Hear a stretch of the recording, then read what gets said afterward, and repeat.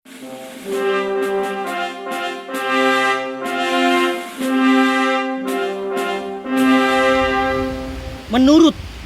referensi-referensi dan tulisan-tulisan sejarah Indonesia yang saya baca, bahwa pertempuran 10 November 1945 dan peristiwa di waktu sekitarnya itu di Surabaya adalah perang yang sangat-sangat menyedihkan, sangat-sangat menyakitkan bagi tentara Inggris. Rasanya tidak ingin dikenang. Sakit, sakitnya tuh di sini.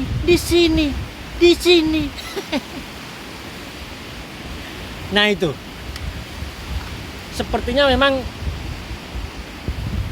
perang di Surabaya itu ya, tentara sekutu dalam hal ini Inggris itu merasa bahwa peperangan di Surabaya kala itu sangat-sangat menjadi kenangan tersendiri, kenangan yang menyakitkan bagi mereka.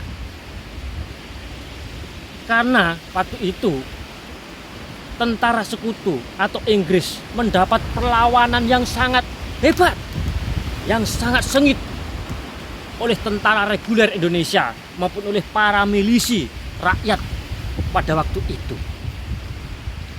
Bayangkan saja, hingga akhirnya pemerintah Inggris yang berkuasa di Surabaya waktu itu, atau tentara-tentara Inggris yang ada di Surabaya waktu itu, meminta pertolongan kepada musuh, meminta pertolongan kepada pemimpin musuh. Dalam hal ini yaitu musuhnya adalah Indonesia. Siapa pemimpinnya waktu itu? Adalah Pak Soekarno. Minta tolong kepada Pak Soekarno untuk bisa menghentikan perlawanan daripada arek-arek Surabaya, rakyat Surabaya pada waktu itu. Pak Karno, nyuwun tulung jenengan kandhani anak buah jenengan niku. Kengken mandek nih dulu perlawanannya. Saya kebingungan. Ini, waduh, gimana Pak Karno, minta tolong. Ngono kira-kira. Ya ora ngono kuwi lah. Ya ora sebegitunya lah, mosok yo sapa jenenge pimpinan Inggris marani Pak Karno ngono kuwi ya ora. Ya memparodikan, tapi ya ora ngono kuwi lah. Jadi pimpinan tentara Inggris waktu itu datang kepada Pak Karno, minta tolong kepada Pak Karno untuk menghentikan perlawanan rakyat Surabaya atau meminta gencatan senjata, menyerah, mengibarkan bendera putih sampean pada waktu itu tentara Inggris. Bahkan jenderalnya pun di dalam pertempuran sekitar Surabaya itu meninggoy, tewas, yaitu Jenderal Brigadir Jenderal A.W.S. Malabi. Walaupun meninggalnya tidak tidak jelas disebabkan karena apa. Apakah karena mobil yang ditumpangnya kena bom molotov, ada yang mengatakan ditembaki dari dekat, ada yang mengatakan salah paham dan bagaimana. Tapi yang jelas Brigadir Jenderal A.W.S. Malabi, pimpinan tentara Inggris, juga meninggal di Surabaya waktu itu. Sakno. Itulah salah satu yang menyebabkan pertempuran Surabaya adalah sangat menyakitkan bagi Inggris. Nah, selain itu, pertempuran di Surabaya itu akhirnya merusak citra Inggris. Mengapa? Akhirnya Inggris di situ dengan perlawanan yang sengit oleh rakyat Surabaya, akhirnya sekutu atau Inggris itu brutal, menggunakan kekuatan militer secara brutal. Akhirnya apa yang terjadi? Dikecam oleh dunia internasional. Dikecam akhirnya.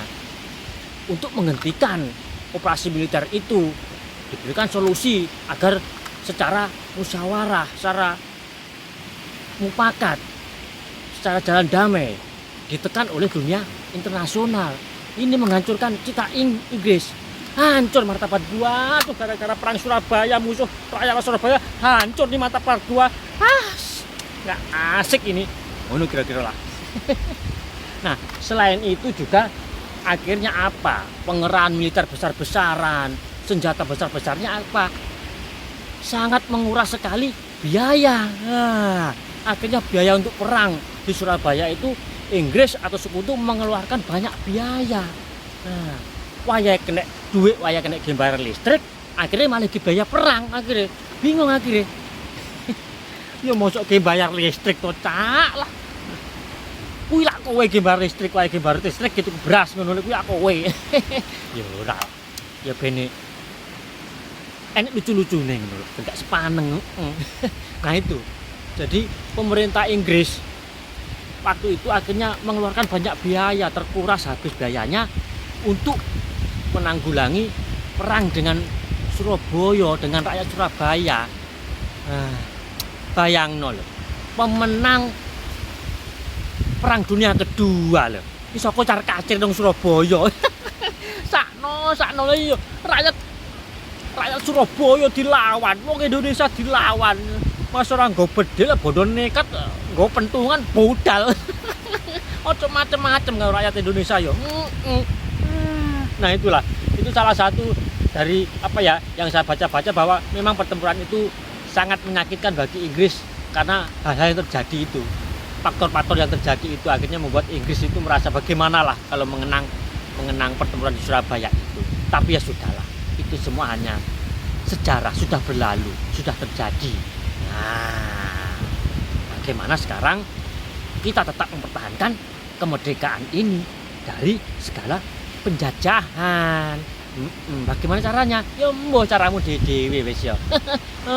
Cerita sejarah itu mengenang masa lalu agar kita tahu oh karena masa sekarang ada karena ada peristiwa masa lalu.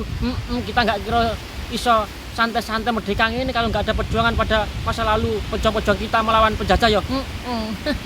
Ya wes ngono ae, ketemu maneh sesuk-esuk nang cerita lainnya nong Pak Dita Channel. Guyon karo sinau. Belajar bercanda sambil belajar. Guyon tapi enek sinaune ana manfaate ngono iso-iso ya. Ya wes aku arep mulih. Iki mbak wis padha munggah, engko lek munggah gak iso mulih, nginep nang kene pangan macan aku lan pian. Ya wes ngono ae.